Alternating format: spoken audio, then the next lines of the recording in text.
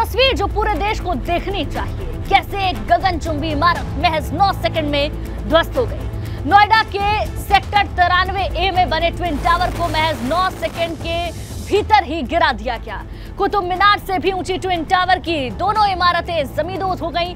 पलक झपकते ही twin tower नीचे आ गिरा और मलबे में तब्दील होते ही चारों ओर धूल फैल गई। तय समय पर सायरन बजने के साथ ही सुपरटेक ट्विन टावर में विस्फोट हुआ। फिर कुछ ही सेकंड्स में गगनचुंबी इमारतें जमींदोज हुई।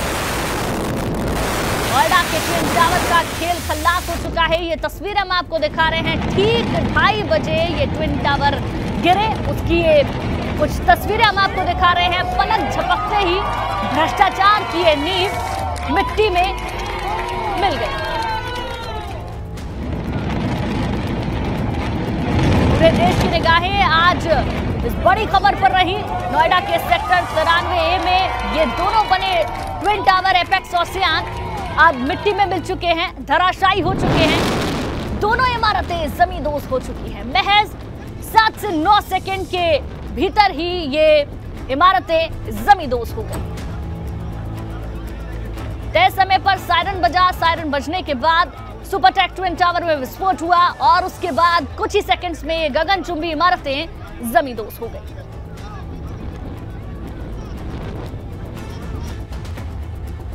चलिए अब आगे बढ़ते हैं। ज्यादातर लोग यही सोचते हैं कि विधानसभा, जिसे लोकतंत्र का मंदिर कहा जाता है, वहां सब कुछ पाक साफ होगा।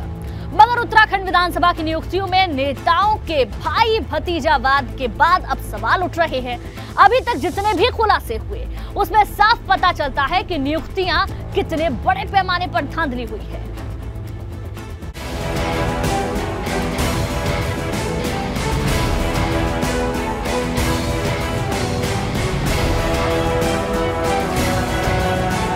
उत्तराखंड विधानसभा की नियुक्तियों में हुई धांधली की परतें जैसे जैसे उखड़ रही हैं, नए नए खुलासे हो रहे हैं। प्रेमचंद अग्रवाल से पहले स्पीकर रहे गोविंद सिंह कुंजवाल के कार्यकाल को भी लेकर सवाल उठ रहे हैं।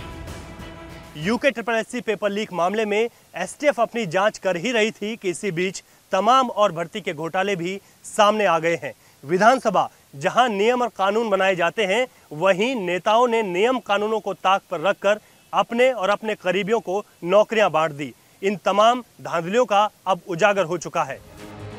कुंजवाल के विधानसभा अध्यक्ष रहते हुए 153 पदों पर नियुक्ति की गई थी। गोविंद सिंह कुंजवाल ने पुत्र प्रदीप सिंह कुंजवाल की बहू कुमारी स्वाति को भी नौकरी पर रखा था। तो वहीं कुंजवाल के परिवार के कई लोग और करीबी रिश्तेदारों को नियुक्तियां दे दी गई थी।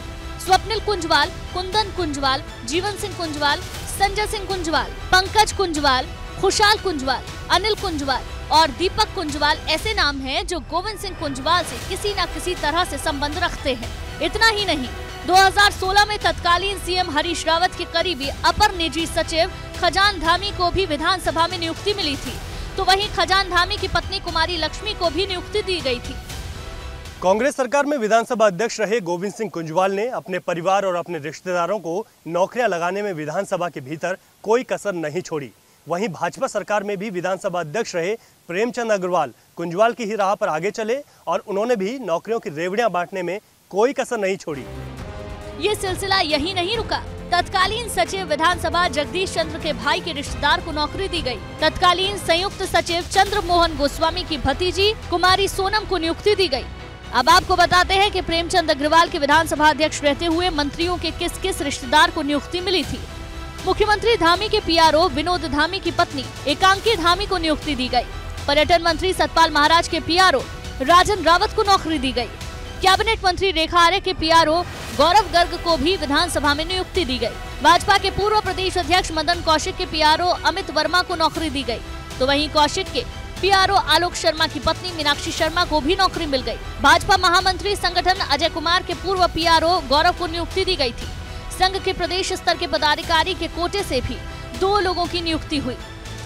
मुख्यमंत्री पुष्कर सिंह धामी ये साफ कर चुके हैं कि चाहे विधानसभा की भर्ती हो या फिर अन्य भर्तियां, जो भी संदेह के घेरे में है उनकी निष्पक्ष जांच होगी और कोई कितना ही पावरफुल क्यों न हो, कोई भी बख्शा नहीं जाएगा।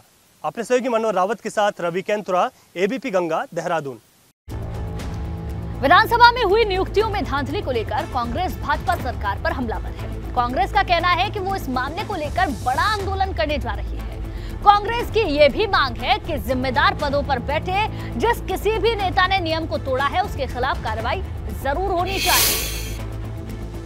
हम लगातार इस पे आंदोलन कर रहे हैं। हमने कई बार धरने, प्रदर्शन, पुतला दहन ये सब कर लिया है, लेकिन अब इससे काम चलने वाला नहीं है। सरकार पूरे मामले का राज्य गठन होने से लेकर अब तक विधानसभा के अंदर, जब से विधानसभा बनी है, जितनी नियुक्तियां हुई हैं, जो प्रक्रिया के खिलाफ हैं, जो नियम विरुद्ध हैं, जहां पर विशेषाधिकारों का प्रयोग किया गया है, मैं समझता हूं उसकी जांच होनी चाहिए। अलग अलग विभागों में जो भर्तियां हुई हैं, वहां जो घोटाले सामने आ रहे हैं, उनकी जांच होनी चाहिए। और जांच मैंने आपको बताया कि निगरानी में हाईकोर्ट के सिटिंग जज की होनी चाहिए, सीबीआई की जांच होनी चाहिए। हम लोग पूरे प्रदेश के अंदर व्यापक पैमाने पर जुलूस प्रदर्शन, विधानसभा घेराव, मुख्यमंत्री घेराव, हमें जो भी करना पड़ेगा हम करेंगे। आगे बढ़ते हैं। रुद्रपुर में यूपी बॉर्डर पर दर्दनाक हादसा हुआ। ट्रक ने एक ट्रैक्टर ट्रॉली को टक्कर मार दी। हादसे में ट्रैक्टर ट्रॉली में सवार 7 लोगों की मौत हो गई, जबकि 17 लोग घायल हैं। बताया जा रहा है कि हादसे के समय ट्रैक्टर ट्रॉली में 42 लोग सवार थे। सूचना पर पहुंची पुलिस ने सभी घायलों को उपचार के लिए अस्पताल पहुंचाया। ट्रॉली में सवार होकर सभी लोग गुरुद्वारे जा रहे थे। ये तस्वीरें भी हम आपको दिखा रहे हैं। ट्रक और ट्रैक्टर ट्रॉली की टक्कर हो गई और इस हादसे में 7 लोगों की जान चली गई।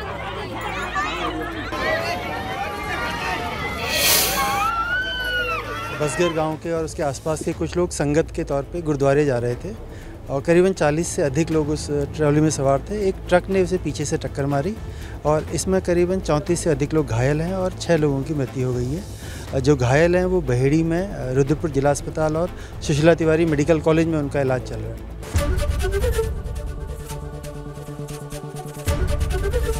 एबीपी गंगा, खबर आपकी, जुबान आपकी।